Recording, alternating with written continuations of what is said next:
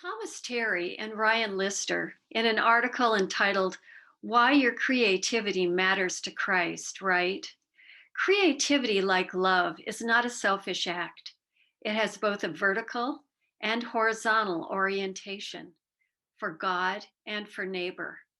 Our creativity is at its best when it lifts our eyes to transcendence and forces the world to wrestle with its creator.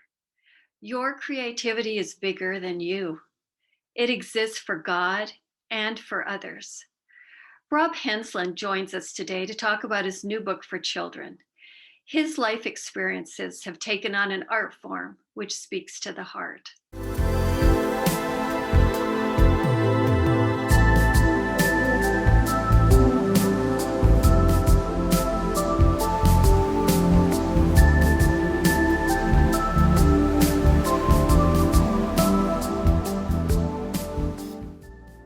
Welcome. I'm glad you've joined us today. We're visiting today with Rob Henslin. Rob's been on the program before, and I am glad to welcome him back today so that he could introduce us to his newly published book, which is written for kids 9 to 12 who are undergoing a stem cell transplant. Rob is an excellent graphic artist and has published books of his own. And this is his newest. So, Rob, welcome to the program. Thank you, Cheryl. Good to be with you again. Why don't you give us a history of how this happened and maybe a brief kind of timeline of your cancer journey as well? Okay, sure thing. The cancer journey dates back all the way to 1989. That was when I was first diagnosed with leukemia. After treatment, I went about 19 and a half years without any trouble, and then the cancer came back in October of 2008. In February of 2009, I had a bone marrow transplant in order to have any kind of chance at long-term survival after the cancer came back. As a result of that, I struck up really good friendships with my nursing staff and the providers and other folks on the transplant unit at Stanford. And that's sort of what was the inspiration or the impetus for this new book project. And over the years, I had been in touch with the folks down there when I would go down for my checkups. There was always about an hour and a half that you had after you had your blood labs drawn to when you actually met with your provider for the 15-minute consult or the 30-minute consultation. Just sort of, hi, how are you doing? What are you dealing with by way of complications, etc. So I would like to take that. I always took that hour and a half time to go visit my nurses on the unit. I'd walk across the Stanford campus or the hospital campus there at Stanford and just go to the E1 unit where I spent 48 days in 2009 and reconnect with a lot of those providers and a lot of the nurses. And on one of those occasions, several years back, I was down there for what was probably going to be one of my last appointments with my doctor. So I thought it may be one of my last encounters or meetings with the nurses and the other providers on the unit. So I want to make that count. I want to make sure I get over there. I always brought them brownies, and they always were consumed within about 10 minutes. A couple of the nurses would see me coming down the door, and it became like a habit. They would say, I would hold up the brownies as I came in, and they would say, attention please, Mr. Henslin's coming down the main hallway. Please come to the front nurses station. He's bringing brownies again. And that became just like the standing joke. It's like, Rob's here again, he brought brownies. So everyone would come out of the woodwork to enjoy these brownies, and we'd all talk about how life is going and whatnot. Well, on that occasion, several of my nurses who were part of the care team in 2009 pulled me aside, and they said, we were just talking about you. And I was wide-eyed. What are you talking about? They said, we just came back from a pediatric stem cell transplant conference. And they said, after you do the seminars, there's always a trade show floor to walk. And there's people selling all kinds of things related to that subject. And these gals said, we noticed as we were walking on the trade show floor that there was nothing out there, no resource, no book, not even a coloring book, no real resource to help kids in the 9-year-old to 12-year-old age range, where they're a little bit older than where a lot of the books on the market are speaking to. A little bit older audience where kids want straight answers. And these are kids who are going through a stem cell or a bone marrow transplant. They said, there's no other resource. And we thought of you right away because we knew you had already written those other 2 books. So we figured this could just be your next project. And they kind of hung it out there in the wind. And my initial response was, well, that's great, I think. And I was scared to death on the inside because the whole notion of writing a children's book had never crossed my mind. And the one nurse said, and you should illustrate it too. And I thought, where did they get the idea that I could do either one of these things well? But they had more confidence in me and in the capabilities than I did. So that was sort of how it came to be. The whole notion of writing a book for that age group of kids on that subject matter. And as it turns out, through my own research, kind of confirmed what the gals had shared with me that day, that there really wasn't that sort of specific resource for those kids and that subject. There are a lot of books out there on the market for kids with cancer, a lot of books that help kids understand cancer, especially leukemia, and what's happening to their body. But they're very much for a very younger audience. Right. So that's where it came from. It was kind of a neat start. It started with them. They planted the seed, and then some time went by before I was able to actually embrace the project and take it on, just due to a number of factors. There were complications I was dealing with from my own transplant that bubbled up when I initially started doing the research, and I had to basically table the whole project for a couple of years. Wow. So while it seems it's a very specific niche market, it seems like it's fairly adaptable as well in some respects, right? As far as maybe even young teens being able to grasp the process a little bit better, even though it's for 9 to 12. And what about families in general? Yeah, I think it has a lot of promise to be the kind of resource that the children in that 9 to 12-year-old age range and their primary caregivers can use as a very helpful tool for both of them, both of those folks, to get oriented to what's going on with an upcoming or ongoing bone marrow or stem cell transplant. I think if they're older brothers or sisters, like you say, into the teen years, I think it would be the kind of thing that would resonate for them as well, because the cartoons are kind of cool. They're a little bit funky. Everybody has a smile on their face, or some of the bad guys, the bad cells that need to be destroyed. They have fangs, and they have teeth, and they have a real scowl on their face. I think kids in that age range would be able to enjoy it as well. Why don't you show us some of the illustrations? Yeah, the illustrations. It began with this featured character that I thought I need to have a main character who would sort of be the host, if you will, or the tour guide for the child's transplant journey. So it was an idea that one of those nurses kind of threw out there. They said, like, well, you could have like neutrophil, which is a type of white blood cell. You could have neutrophil be the host. And she looked at me like, get it? And so that was in the back of my mind. So I thought, okay, let's just try to figure out what a white blood cell would look like as a character. So I did an initial sketch and ultimately came up with this character. This is neutrophil. He's a white blood cell, and he has a Hawaiian shirt on. He wears bright colored high tops, and he's just kind of a goofy character. And he shows up all throughout the book at the start of each chapter. But he's the host and tour guide, and he's the character whose voice I wanted to be what's heard throughout the story. It's way less about me as a transplant recipient writing a book to help kids as much as it is about Phil, about neutrophil, saying, I know what you're going through. I'm a white cell. I'm part of your immune system. I totally understand how this is a big deal. And we're going to talk about what's at stake in rather frank terms, but also with compassion and with an acknowledgement that the kids who are reading this book are kids who are already sick. They already know something's wrong, something's broken. So a lot of them have probably already had chemotherapy and whatnot.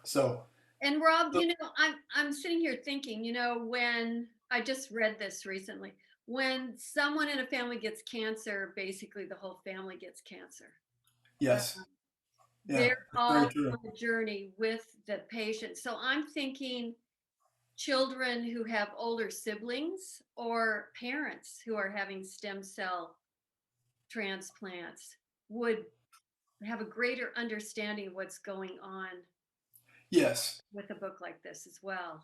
yeah, I agree with you. In fact, one of my doctors um, pinged me with an email one day. A doctor who at Stanford who was aware of the project, was aware of what I was working on, asked a question kind of out of thin air. She said, "Rob, do you think your book would be a help to kids whose parents or whose older adult loved ones were going through the transplant? Could the book be used to sort of soften the blow and help them understand what grandma or dad or mom was going to be going through?" And my response at first it really kind of took me back, but then my response is I thought about what's in the book and the way it was put together. There are chapter summaries at the end of pretty much all of the chapters, with a few exceptions where there wasn't content to summarize. But all of the chapters basically have chapter summaries that are intended just for the caregiver, so they can cut right to the chase, cut past all of the illustrations and the cartoons and all the funny little aspects to the book, and just say what's the information that I need right now for me to understand as a caregiver. So I responded to the doctor. I said, I think it would be a help because those grown-ups can use the chapter summaries and just change the verbiage. Right now, it's written for a parent or for a caregiver about their child. So the wording, your child will undergo a series of tests leading up to or in preparation for the transplant.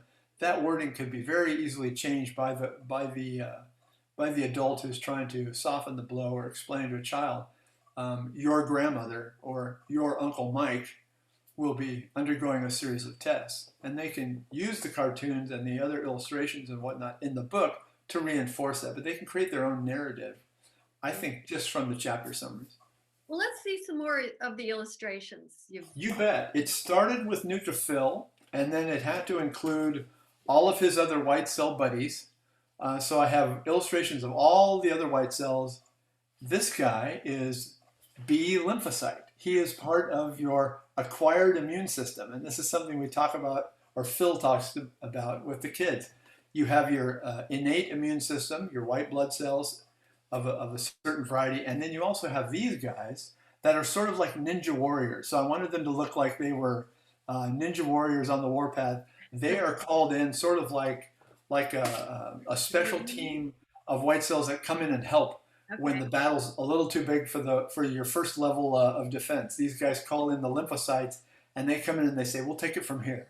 It's really fun. So I had that going on, and then of course you have to have. There are platelets. These little guys, they all network together, and those little guys, these are what help your blood to clot, and they don't look like all the other cells because they have like these little tentacles. And so when you scrape your knee, when you wipe out on your bike, as Neutrophil explains to the kids, it starts to bleed if it's bad enough.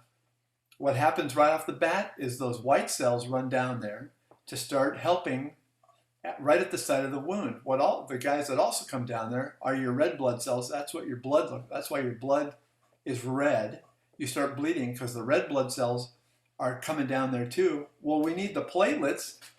These little guys have to come down there, and they basically interlock arm in arm a web sort of that catches all the other cells that are coming down there, and that's what helps your blood to clot. So I tried to write this thing in such a way that Phil was able to show with these kind of illustrations.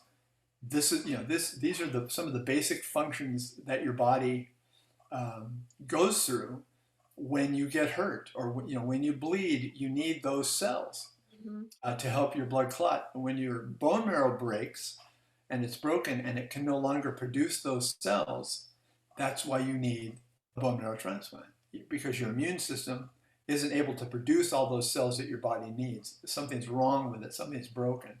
So that's where we went with the illustration. We had to draw white blood cells and red blood cells and platelets and other sort of characters who are going through treatment. This is one of my little girls pushing her IV pump, her infusion pump, as she's getting her IV.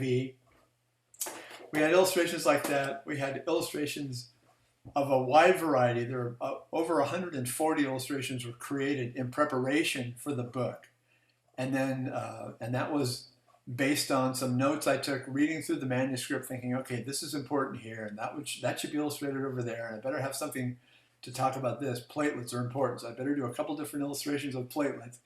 Ultimately, there are over 100 of them used in the book.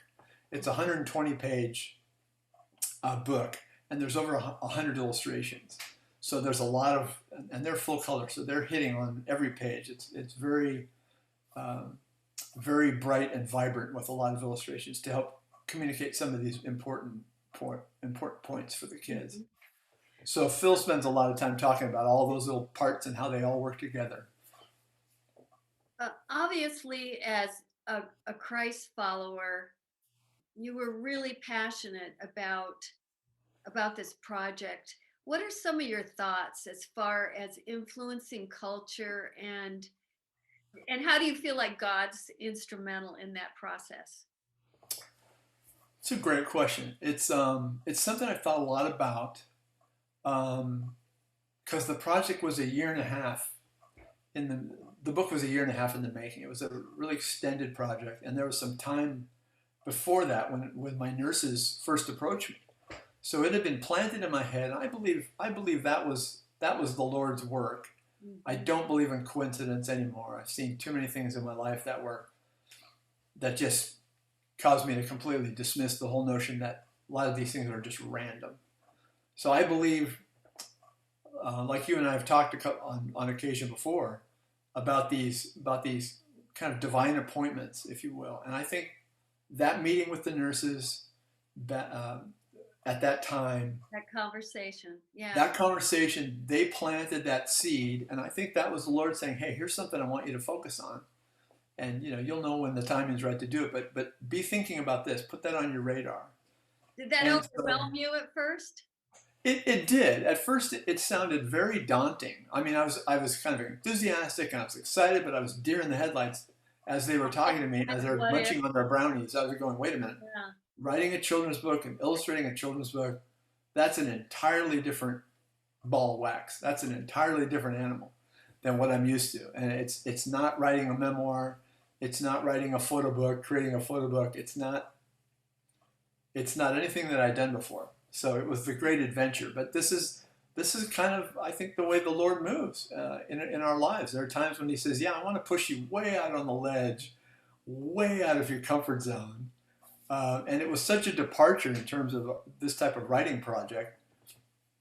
And I had to go back and kind of reorient myself, re-educate myself, if you will, about the whole illustration process, because it had been many years since I did any of that for fun or profit. There was a time when I did it for profit, but it was never a huge part of my service offering as a designer. I'm not an illustrator first. And so I felt much more comfortable laying out the pages of the book and designing the cover than I did doing the illustrations. And it was almost like a sense of relief getting there. But that seed was planted at what I believe is a very intentional time that the Lord set. And then it was up to me to kind of walk to the edge of the diving board and say, okay, here we go, let's do this. Because my heart has always been to try and make as much lemonade as I could from the lemons that were dropped in my lap in 1989 when I was first told that I had leukemia.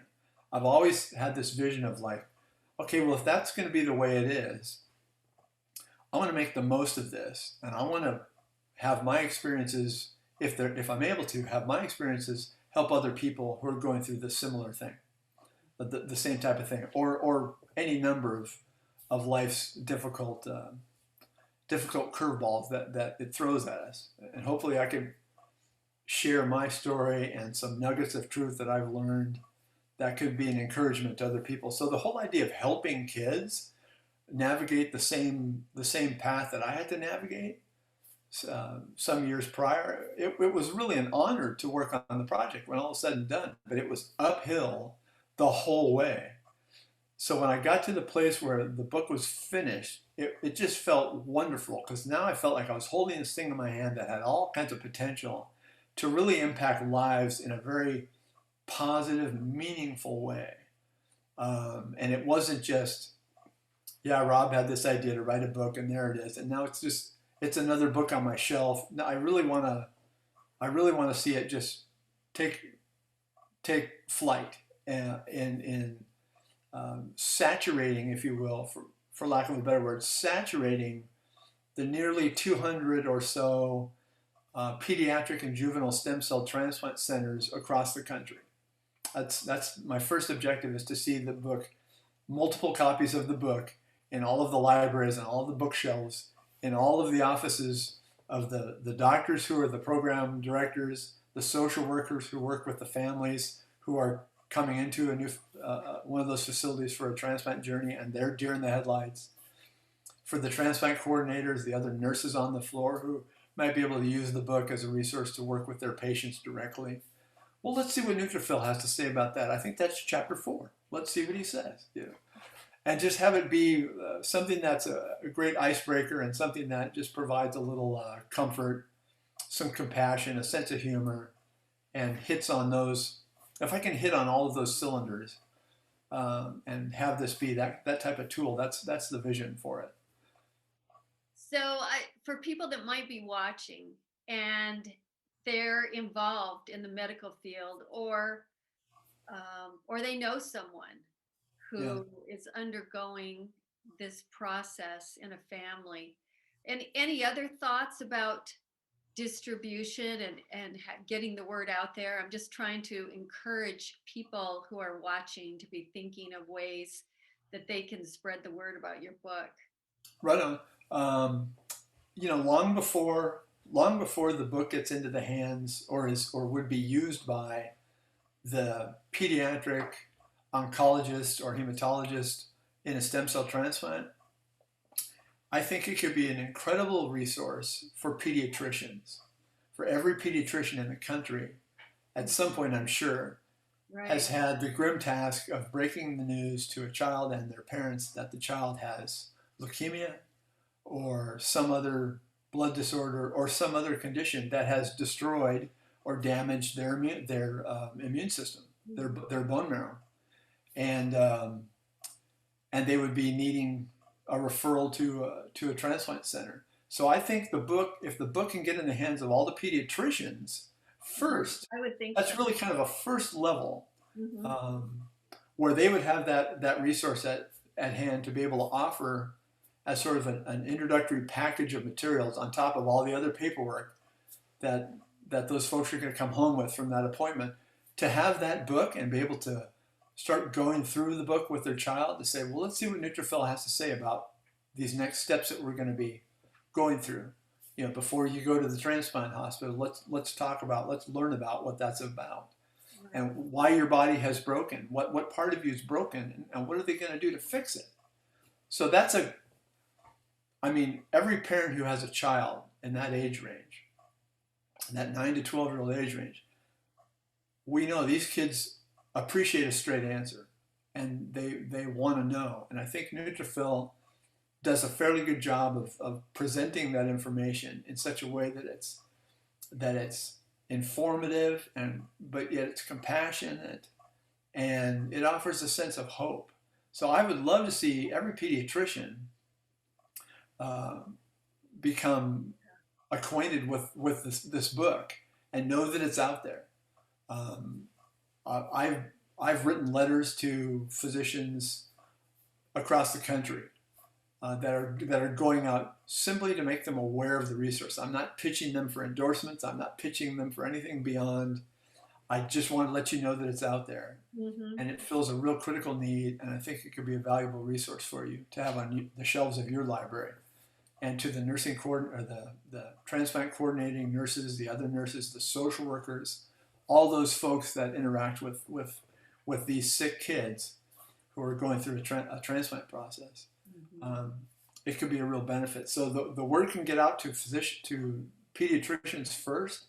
That's a great first level, and beyond that, it's the folks that those doctors would be referring to, and it's the other people involved in a child's life. It could be extended family members, relatives, people who are going to be supporting that child in their journey, who want to be better acquainted with what's happening to their child, to their grandson, to their niece, their nephew, etc. All those folks could benefit, and this is the type of thing that could be passed around to different family members so that everybody could be made aware. When I was sick, Cheryl, it was a different animal. When I was sick, I was presented with a 3-ring binder. This is it. And it was, we went home with this binder at orientation, and the idea was read through everything, and everybody on your primary care team should read through it as well before I'm admitted for the transplant. So I had to read all about what was coming and all about what could happen and what probably will happen and what could happen in the future. So I sort of look at the book now that's available for kids. I look at Neutrophil's guide as the pediatric or juvenile equivalent of that giant 3-ring binder I received at Stanford back in 2009. So it's, I guess it's a way to soften the blow a little bit. And I think it could be a real benefit to family members. And then those, as the pond is dropped in the water and the rings extend out, family, the pediatricians, and then the referring physicians that are involved, and all the other people that are part of the care team that will be interacting with the child as well on a daily basis. Beyond that, I'm thinking nursing schools, med schools. I think this book in the hand of nursing students who have the desire to get into oncology nursing and whatnot, or pediatrics. I think it would be kind of a neat resource for them to have in their backpacks.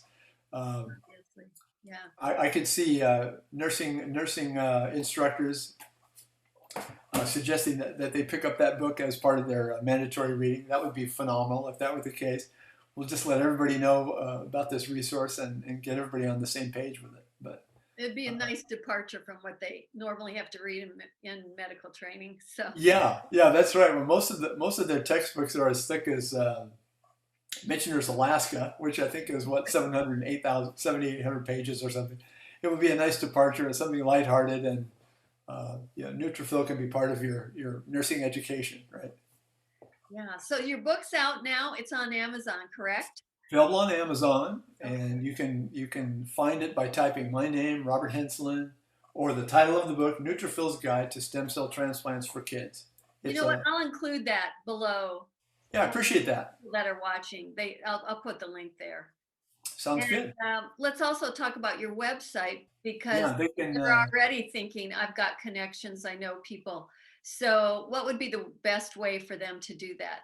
Yeah, they can go to my publishing website, which is afterthefirepress.com. And there are a number of pages there that provide background information on me. They showcase the other books I've written, but there's a page, a bookshelf page that provides all the details about this book. And there are also links there on a contacts page where you can make contact with me via email at info, just info at afterthefirepress.com. Okay. That would get any sort of inquiries to me, and I could respond in a timely manner. So great. But that would be a great place to start. It sure would. It sure would. I'm really hoping that people will already be thinking that they've got ways to get this book out there. So It's a passion of mine to, like we were talking about earlier, make as much lemonade from the lemons that were dropped in my lap back in 1989 when that whole odyssey first began. So this is a chance to make some more lemonade and help a lot of kids in the process. I appreciate the opportunity to talk with you about it. thanks, Rob. Thank you, Cheryl. Bye. Bye bye. Thanks for watching today. Be sure and check the show notes for more information. I'm including the link to the article that I quoted at the beginning. I hope that you will check in every week, and the best way to do that is for you to click subscribe. See you next week.